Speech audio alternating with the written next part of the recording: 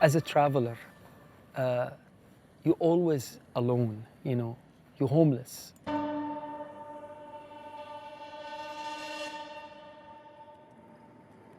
You go to beautiful places, but you're alone. So you have this instrument that will introduce you to people you never met, you never spoke before with. This introduction, like, what is this? What are you trying to photograph? Why are you using an old camera? Like, you have to explain the process.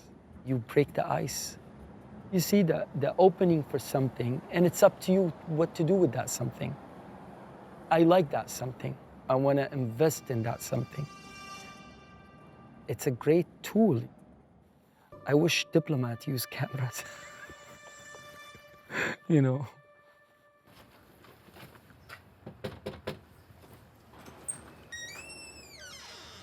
How you doing? Good. My name is Osama Esid. I'm a photographer.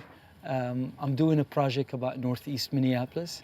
When I do my exhibitions overseas, you know, people ask me about Minnesota, you know, and I always talk about Northeast. Northeast is like a piece of heaven somehow. There's a fine line here between trash and treasure, I'll tell you that. So To me, this is treasure.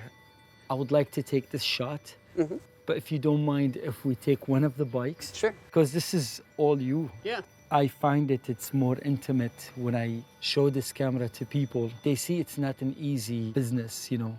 So it will give me more time to talk and get to know them. They get to know me.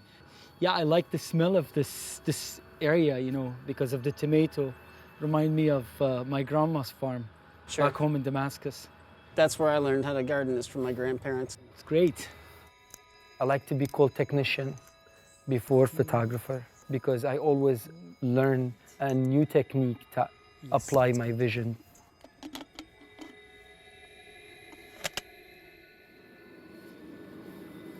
I love this. I love it. That's 1974 here. The human landscape tell a story, you know. Stay still like that.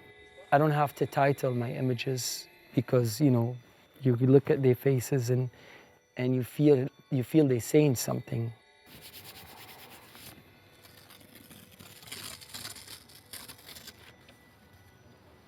It's a little bit foggy. There's a chemical fog on the surface of the image. To me, it's this is the effect I'm looking for. Yeah. I want something doesn't look like now. So usually what I do, I shoot black and white, and I use an old hand-colored technique I learned in Egypt.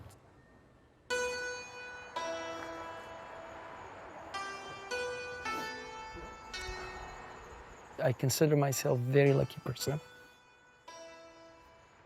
I love what I'm doing. I don't do it as a job. I do it as a therapy, you know. I want to feel myself. I want to feel my existence.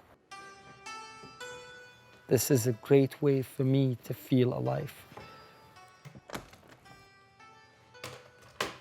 So this is what I use to hand color my work. It's a pigment applied on paper. When you add some water to it, the color comes out. I never was satisfied with my work till I learned the technique in Cairo. It took me about 2 years. I have some very bad work. I wish I can see it because it's in Damascus and the house is gone, so the work is gone. Few artists still doing this art form. It's dying. For my part, I want to keep that alive. Are you guys ready? Taya, you're gonna be standing on the bench. The best thing ever happened to me in my life, I'll use that, is my 2 kids, Taya and Nadia. Love you guys. It sounds cliche, but they my closest friend since they were babies. So basically, this is the camera we're gonna use to make a negative. We do the shot, and then we develop this, and we'll make a positive with the 20 by 24 camera. Stay straight, straight, straight. They've seen cameras, they play with cameras, they understand what this instrument about, you know. 3, 4, 5. I want them to remember me as much as I can.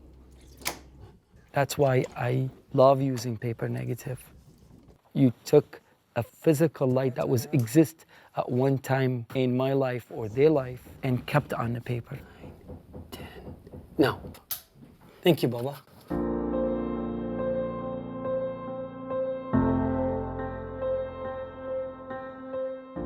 You know, I'm Syrian.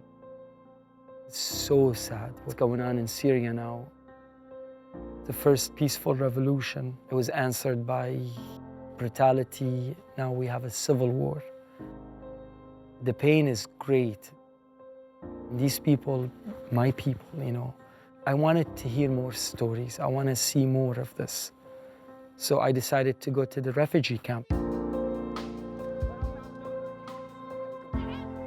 Every time I feel bad, you know, I just think of Fatima.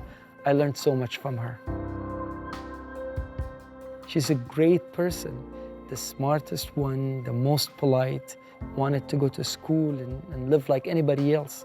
But that conflict stopped her from that. It's like your sister, like my daughter, you know, it's like anybody else.